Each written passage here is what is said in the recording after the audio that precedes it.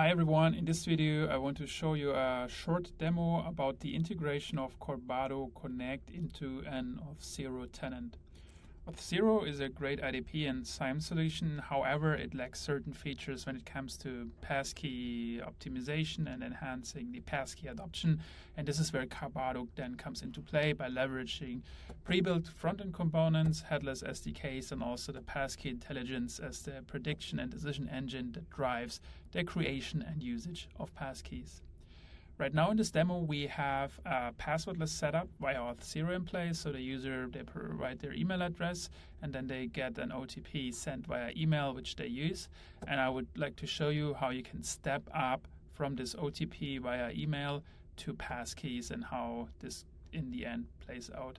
There are 4 different things I want to show you: the conventional login, and then the step up with a passkey creation and append, passkey management in the list with passkeys and deletion. The third one is about relogging in with a passkey via the one-tap passkey button. And then the fourth one is how we can actually gracefully fall back in case there's an issue. So let's have a look and start with use case number 1. We want to log in the conventional way, and I provide my email address or user identifier. Click on login, and Auth0 and the system in the back sends out an email OTP to my email address. I need to quickly wait, and we already see one of the first disadvantages of OTP authentication. It takes time. You need to look into your email inbox, copy the OTP, and verify it. And now we automatically see that Corbado has actually started the passkey creation flow in the passkey append screen.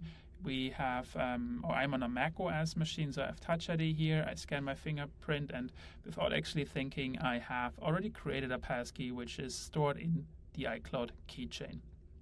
So when I click on continue, I see the authenticated part of my sample application. There's some generic user profile information on top, some session data, and then we have the Passkey list where all our stored and created passkeys are available.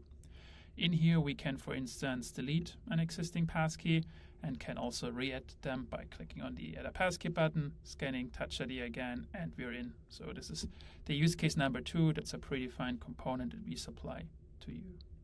So let's have a look how the relogin looks like. So when we log out, we see that the login screen has changed. Instead of the input field where we were previously inserting our username or email address, it's now a pre-filled one-tap passkey button, which is username-less because the username is pre-filled, and when we click on it, it automatically also invokes the passkey authentication quite seamlessly in a great way to increase the usage of passkeys.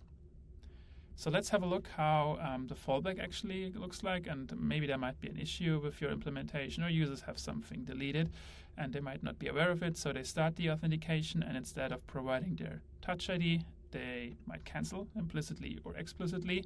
And the first time we see this cancellation, we don't really display an error, but we just show the user, hey, confirm it's really you. Maybe it was an implicit abort, so it's not really alarming. And the user can, by clicking on continue, start the Touch ID authentication again. If they cancel it for another time, we would now show them, hey, something went probably wrong. You can either try it again with the passkeys, or you skip the passkey login. And in this case, we would fall back to whatever is in place in this demo application. It's the email OTP. So the email OTP is automatically sent out. When we go into our email mailbox, we can copy the OTP, we enter it, and we verify the code.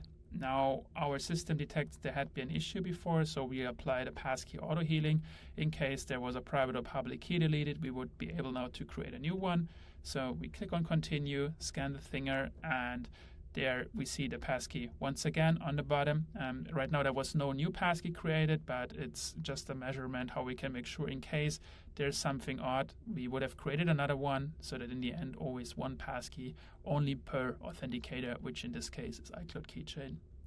So this demo is a short glimpse into what's possible if you have already existing users in your Auth0 tenant and want to get passkeys into your application with all the great passkey adoption enhancing features, and also the insights and telemetry you would get in the Corbado Connect management console, which you will see in other videos.